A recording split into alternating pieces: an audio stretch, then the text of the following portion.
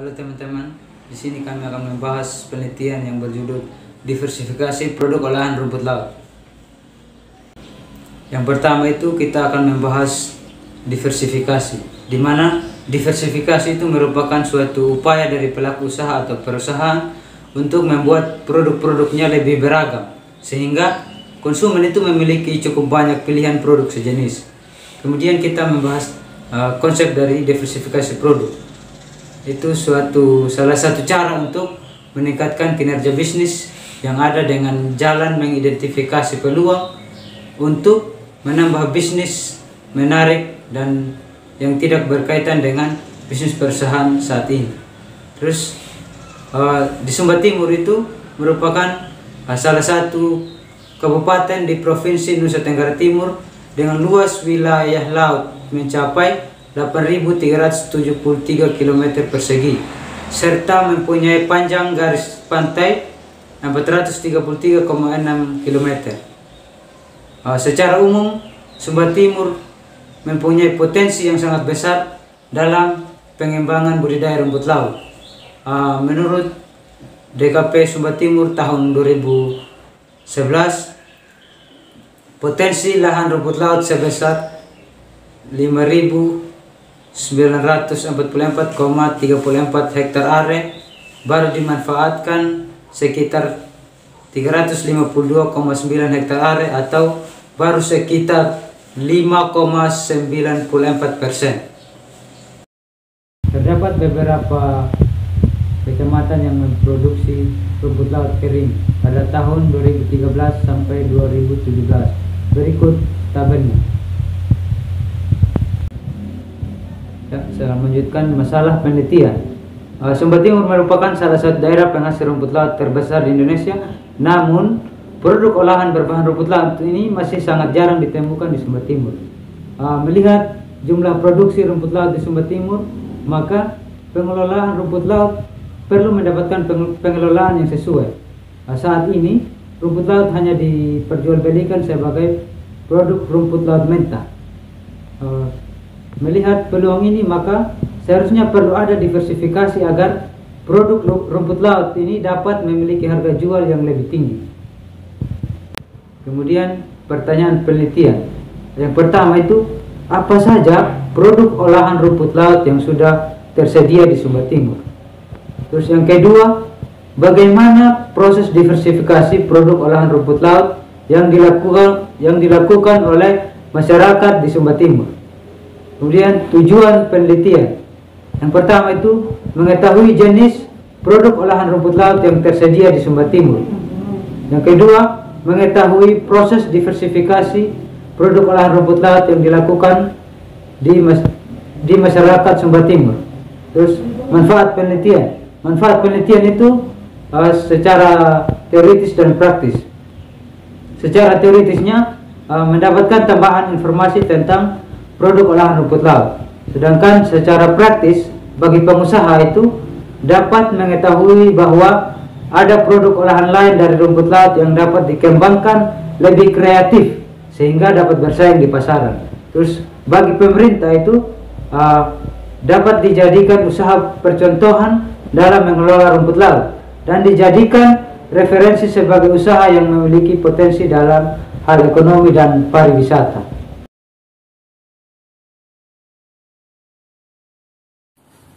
Kita masuk pada bab 2. Menurut Wikipedia, diversifikasi dalam ekonomi adalah suatu usaha penganekaragaman produk atau bidang usaha atau juga lokasi sebuah perusahaan yang dilakukan oleh perusahaan guna memaksimalkan keuntungan sehingga arus kas dalam perusahaan lebih stabil.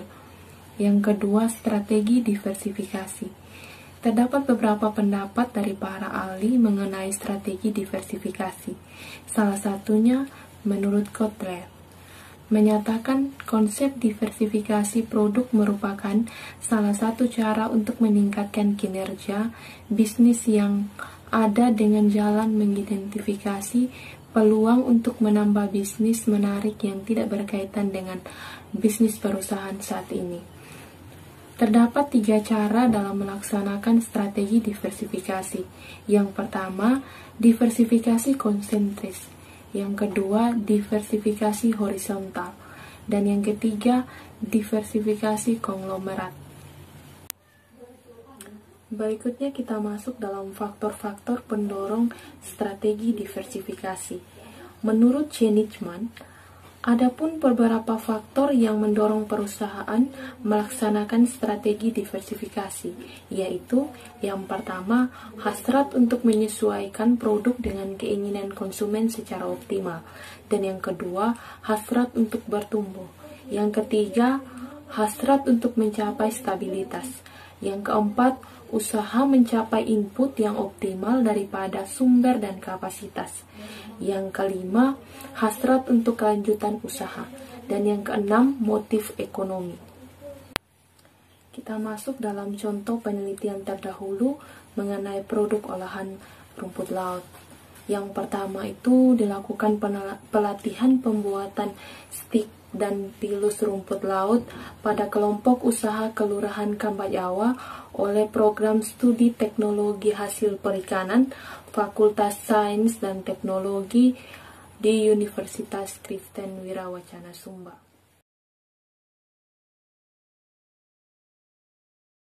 Metode penelitian yang digunakan peneliti dalam penelitian ini yaitu jenis penelitian kualitatif, di mana penelitian kualitatif adalah penelitian yang menyajikan data dalam bentuk kata verbal dan bukan dalam bentuk angka. Populasi yang digunakan peneliti dalam penelitian ini adalah semua pengusaha rumput laut yang ada di Desa Kaliuda, dan sampel yang ditentukan oleh peneliti itu sebanyak 5 sampel.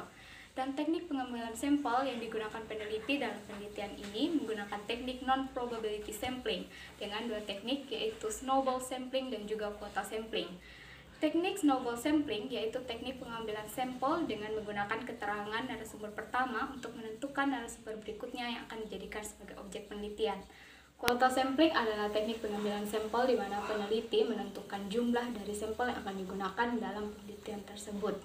Dan teknik pengumpulan data yang digunakan oleh peneliti dalam penelitian ini yaitu wawancara terstruktur, di mana wawancara terstruktur ini kami menggunakan 6 pertanyaan panduan dalam mewawancarai narasumber.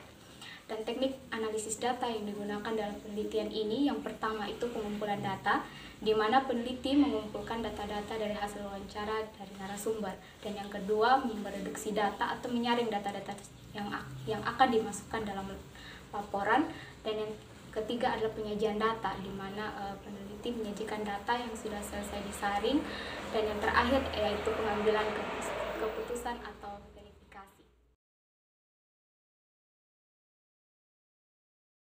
Bab 4, gambaran umum.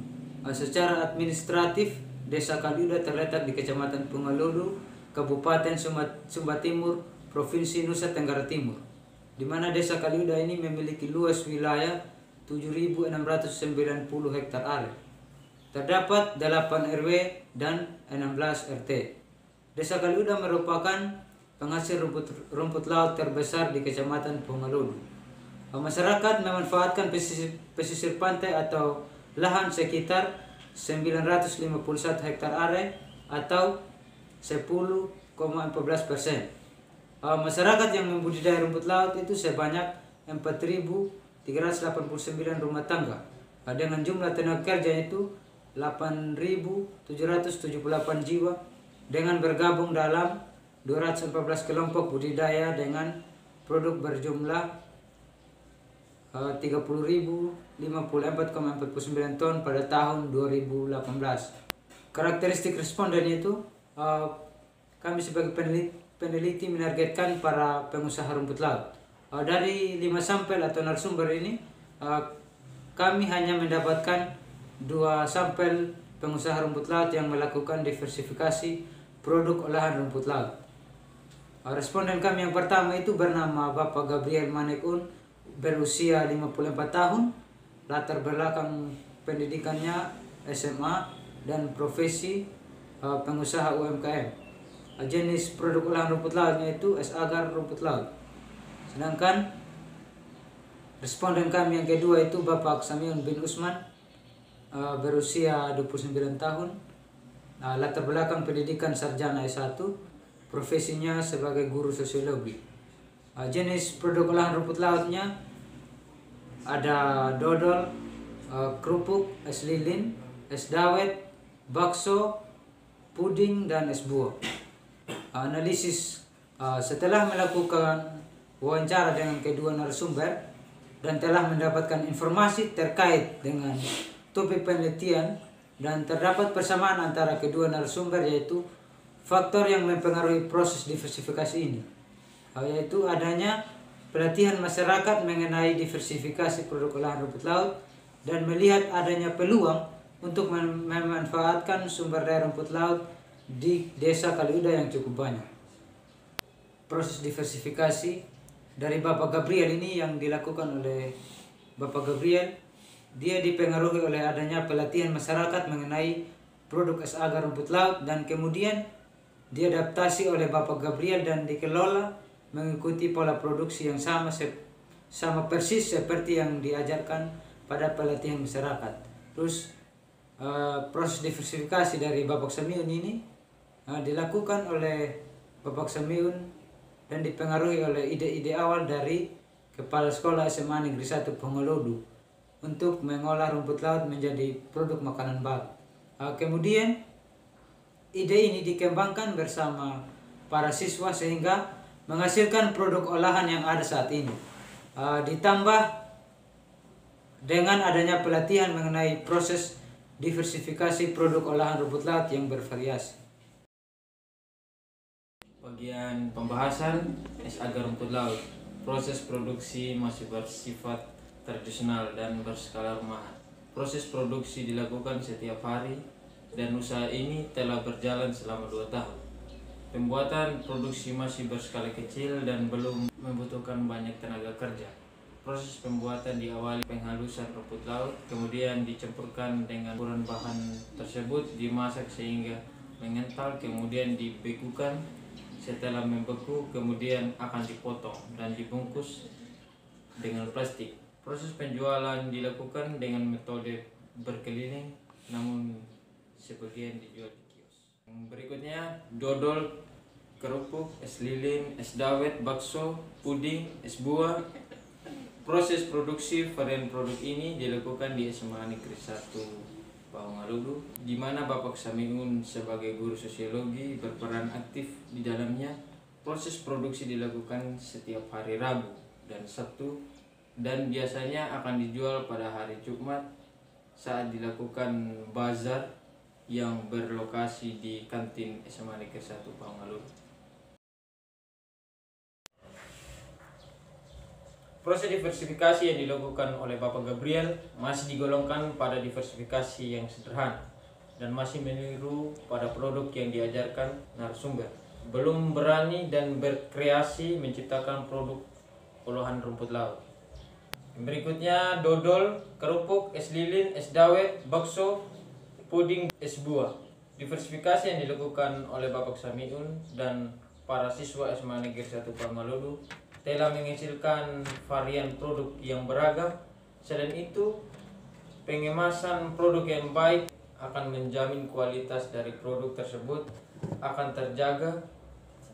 Hal ini merupakan peluang yang baik karena produksi yang dihasilkan memiliki sifat yang bertahan lama sehingga bisa diekspor ke luar daerah.